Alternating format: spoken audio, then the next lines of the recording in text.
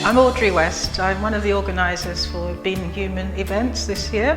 This one is based at Penrhyn Castle alongside their What a World programme. Fits in very nicely with the Being Human theme of New Worlds. We've been very fortunate to have a workshop where we're actually been able to do face-to-face engagement with children, because this year, as we know, has been really challenging, and fortunately we've kept going with Penrhyn's determination to involve the local school, and we've had 8 children who shared in a workshop today.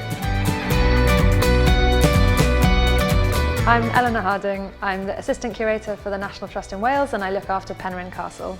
So today we're having children from a local primary school in to think about Penrhyn in its global context. We often think about Penrhyn as a castle in North Wales with a North Wales story, but actually it links all the way across the world.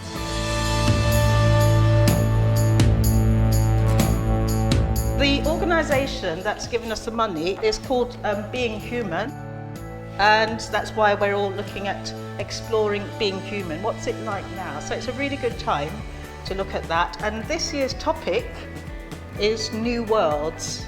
So can you imagine how it all fits together? New worlds, being human, when we're all, some of us, not feeling totally human at the moment, with not being able to hug our grannies or, you know, go swimming when we want to, do all the things that we do usually as humans.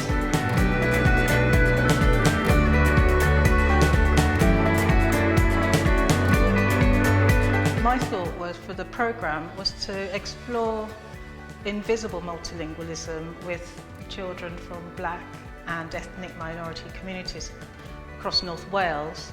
Possibly children who speak lots of different languages at home, but they're not conscious of it, that the school might not know that they speak different languages. And often this is with children from Caribbean backgrounds or African backgrounds or Asian type backgrounds, who they might hear their parents speak other languages, they might know what their parents are saying, but never use the languages themselves. And sometimes this can impact on their educational attainment. Sometimes you can do much better if you're multilingual, but it also helps if people know that you are, and you know that you are, so that you're able to separate your language skills into the appropriate uses at the appropriate time.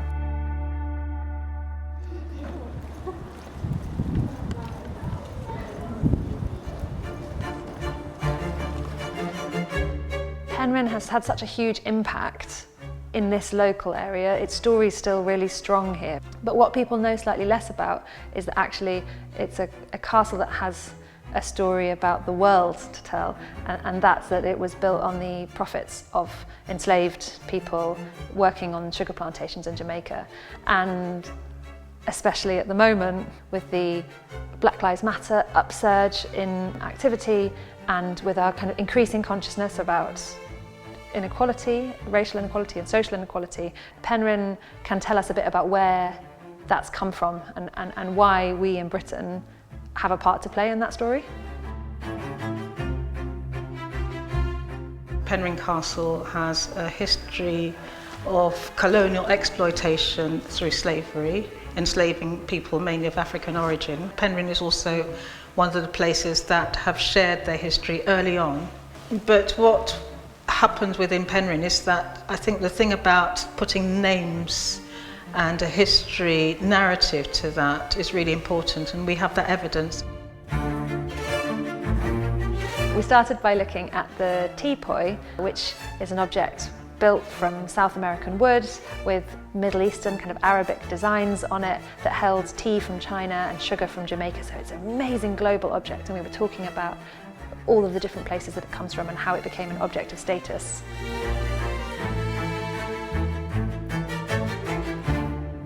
We looked at a bird dome full of taxidermied birds that come from all over the African and Asian continents.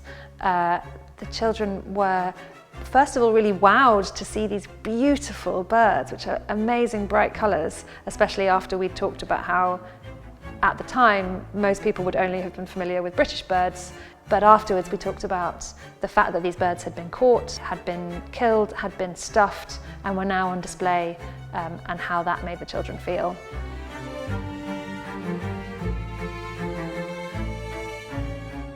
So in this, you would have had tea, and you would have had sugar. Where does the sugar come from? Jamaica. Jamaica. So all of a sudden, we're talking about this object, and I asked you where it comes from, but all the different places. Can you remember all the different places I've mentioned so far? China. Where's the wood from? South America. South America. Where's the decoration from? Persian. Sort of, yeah, Arab, Middle Eastern. Where's the name from? Persian. And treasure, did you? Hindi. Hindi. Yeah, and where's Hindi from? India.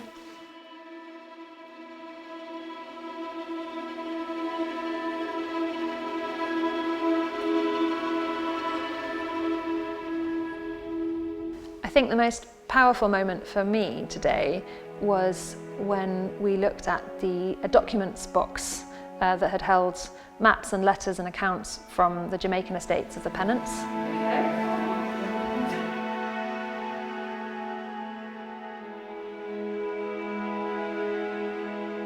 We looked at a copy of the names of some of the enslaved people who worked on the plantations, and the children, they spent time reading the names which were written in this old-fashioned copper plates. That was really wonderful to see them trying to uncover these people's names, and then talking about why it was that these enslaved Africans had names like Doll and Nell and Venus, and where they had got those names from, and thinking about what it would be like to lose your name or have your name taken away from you.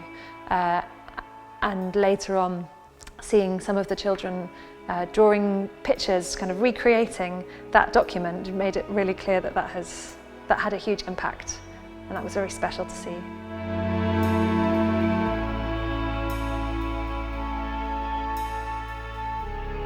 Your name also gave you your ancestry and all your gods.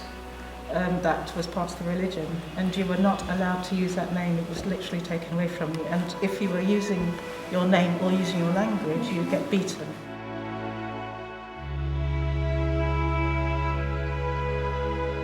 To me, language and identity are important in terms of recognising humanness and unique characteristic of different people. It helps us to keep a sense of identity and helps us to share identities.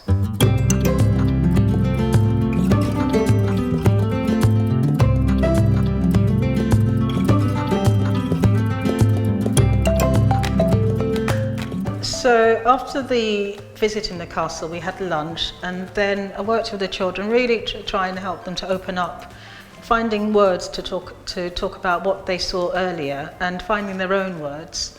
I liked how we were learning about people who had no names and how they are treated, but how they are treated now, and then how they are treated then, and then how they are treated now. Yeah. And do you think that still happens now with people not knowing their names? Maybe sometimes. Yeah, yeah. And probably not knowing where they come from. And I think it's really rare. If you could, with your own language, invent something like, for instance, the word penguin, it makes sense when everyone knows what it means, but if you don't, it sounds strange, doesn't it? Yeah. Just like teapoy, to the person who made that, it's a nice word, isn't it? When I said to Eleanor, I said, oh, it sounds like a tea boy, because it's got legs, and then it's got tea at the top, and they used to have little boys help you, like used to have maids, and sometimes you'd have a black servant who would help you with your tea in the house, or a black slave, depending. You mean like in Yeah. So I thought a teapoy. Did they not have white people? Do you know? It depends on which part of history and whereabouts you are. But there was a time when there've always been black maids and servants and white maids and servants, wherever in the world, yes? The sort of slavery we're talking about that Penrhyn did was what was called chattel slavery.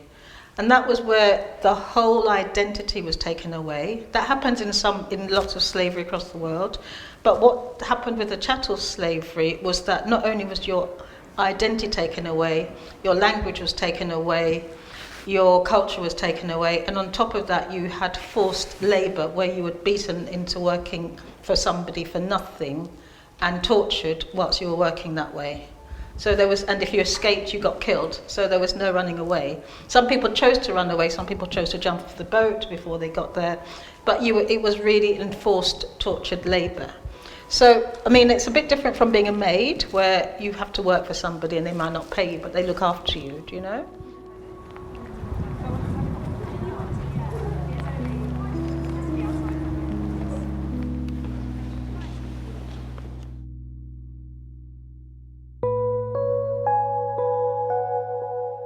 So we did what I would call the chatterboxes, for the children to draw an image of an object that really stood out for them, and then to think how they would rename that object in their own words or their own language or a made-up word.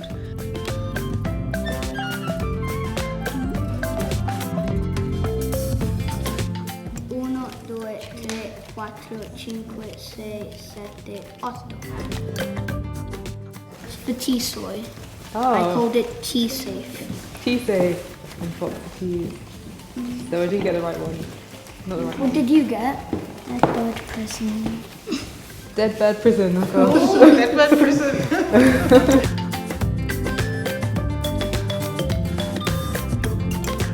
So that was fun, and that took a bit of time, and then we moved on to, again, using a chatterbox form to think about working with birds, because the children were really very taken with the birds locked in a cage.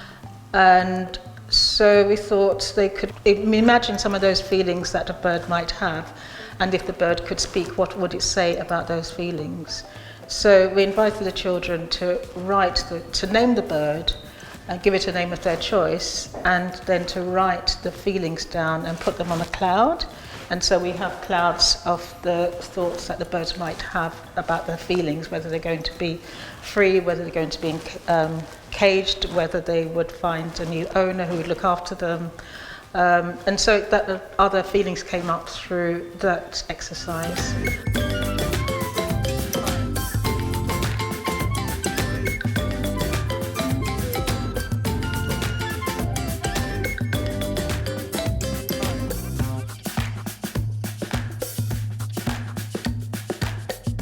I will say that the class were exemplary. They really engaged in the topics and offered quite a lot of discussion from the work that they were doing. And you might say work, but actually they were having fun. It was visible that they enjoyed what they were doing. And very thankful actually to Penrhyn for actually keeping going and having the trust that we could engage with the school, could deliver the project and do it with children who were excited to be here. It was fun and exciting. Awesome. Amazing. Today was great. It was so fun. It was spectacular. Amazing. It was good. Today was amazing. I'd like to say, and it's very important, that we're very grateful to get some funding from the Being Human programme. This year in particular, creative projects have been threatened in so many ways and have gone by the way. And partnership work has also suffered in that sense. So thankfully, Race Council Cymru, Penrhyn Castle, Neuadd Ogwen, Pontio, we've been able to work together as well as with lots of other community organisations, to actually deliver a programme that has meaning. And creativity spells out meaning in so many ways and engages in so many ways.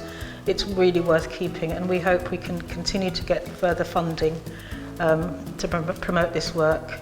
The young people are the future, and this is really for them to carry forward. So we hope people invest in this programme.